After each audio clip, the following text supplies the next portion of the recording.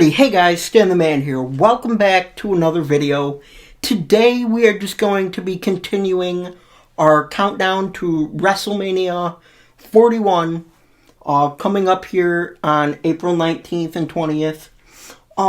Today's WrestleMania that we will be reviewing is WrestleMania 24, which took place in Florida in the Citrus Bowl. It was an outside show all the way back in 2008. This is almost near around the time when I actually started watching. But yeah, guys, if you haven't checked out any of the other WrestleManias, go ahead and check those out. But yeah, without any further ado, let's get right into this. Now, the first match we're going to be starting with is HBK Shawn Michaels taking on Ric Flair. Now, this was basically, if Ric Flair lost the match, he had to retire. And I think they did a really good story with this as well. Vince made it this thing, like this weekly thing, where pretty much if Flair lost his match, he would be fired. And he'd keep going and going and going, and then finally it came to Ric Flair was challenging Shawn Michaels and stuff like that, and Shawn didn't want to do it. But I remember Rick, he like slapped Shawn across the face, and they ended up having the match.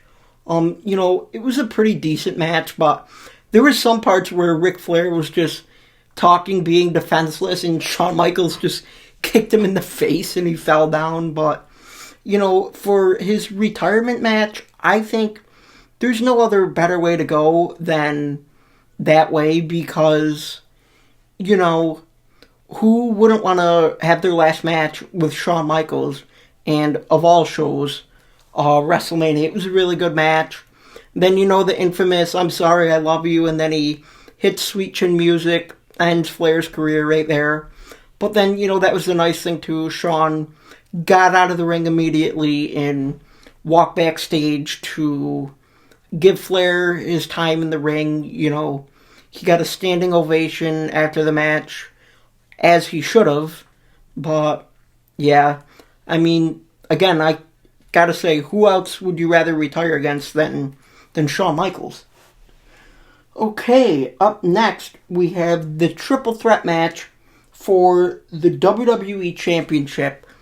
I believe John Cena was defending... No, Randy Orton was defending his WWE Championship against John Cena and Triple H. Now, basically, I would say from 2007 to 2009, no matter what, somehow these guys were all involved with each other. Rather it was Randy Orton and John Cena having a rivalry, Triple H and Randy Orton, John Cena and Triple H. No matter what, it always seemed like the roads always came back to these three. They were the top guys in that time, I would say. They all feuded over the WWE Championship. I remember they did 3 weeks in a row where John Cena got to run Raw as the GM, Triple H got to run it, and Randy Orton. So, that was pretty cool. All three of them guys were trying to all screw each other, put each other in impossible matches, and stuff like that. But, this was definitely a good WrestleMania match, I think. I remember when Randy Orton did the double DDT to Cena and Triple H. And then in the end, I remember John Cena has Triple H in the STF, and Randy Orton runs up and punts Cena in the head and wins the match right there. Even looking back at it now, it's like, oh wow, I can't believe Randy Orton really won that. But, in some of these past WrestleManias, I said Randy Orton wasn't a big star yet, as big of a star.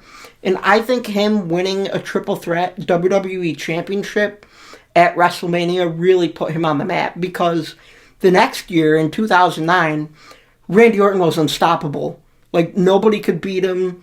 He was the biggest menace to society ever. Just nobody could do anything, and he couldn't be touched.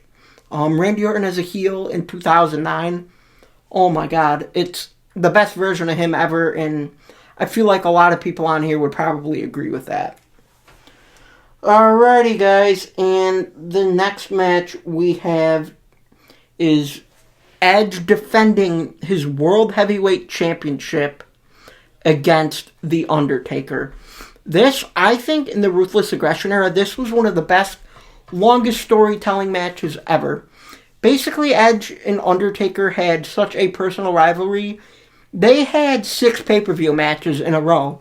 But the thing is we weren't sick of it because crazy stuff kept happening. You know, Edge would cost Undertaker matches.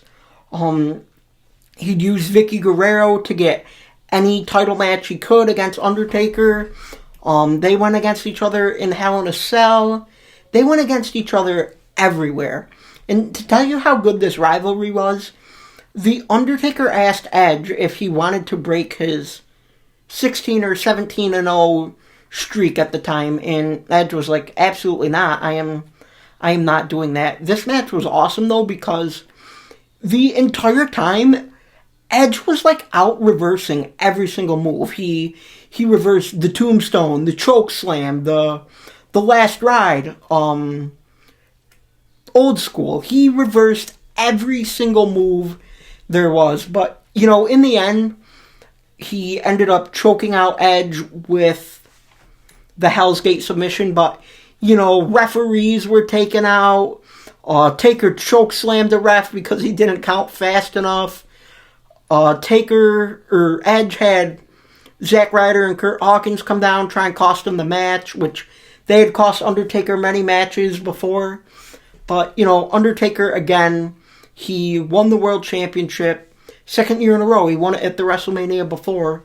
But I just loved everything about this WrestleMania. You know, they had the last match of the night. It was dark.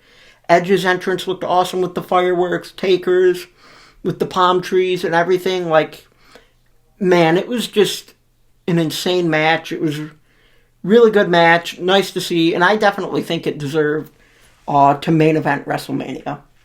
And then this next match isn't really much, but I just figured I'd talk about it a little bit. It is the Money in the Bank ladder match. There was Shelton Benjamin, Carlito, CM Punk, Randy Orton. Nope, not Randy Orton. But anyways, they had a lot of good guys in that. Chris Jericho.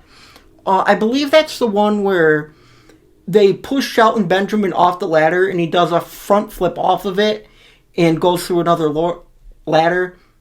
It's coming back to me now. And John Morrison does a backflip with the ladder. You know, WrestleMania ladder matches were always so exciting, but I guess the main reason I'm really bringing it up is because, you know, CM Punk won the Money in the Bank 2 times in a row. You know, I'm not really spoiling it for you. You guys already know, but that was the first time he had won Money in the Bank, and he successfully cashed it in on Edge. But, man, again, it just brings back memories. That is when the Money in the Bank match really meant something, when the briefcase really meant something. But, you know, it's unfortunate. It means pretty much nothing now, but that's just a good memory. I think that was the second match. It was a very good match. Very good ladder match. You know, people freaking flying off ladders. I think Punk got his ass kicked a ton, but in the end, he came out victorious with the Money in the Bank contract. But, yeah, guys, so that is going to be it for WrestleMania 24 review. Comment down what matches you liked on this card, who you thought should have won what, and just overall how much you enjoyed it. But, yeah, guys, that is going to be it for this video. As always, if you like the video, hit that thumbs up, consider subbing, and I will see you at the WrestleMania 25 review.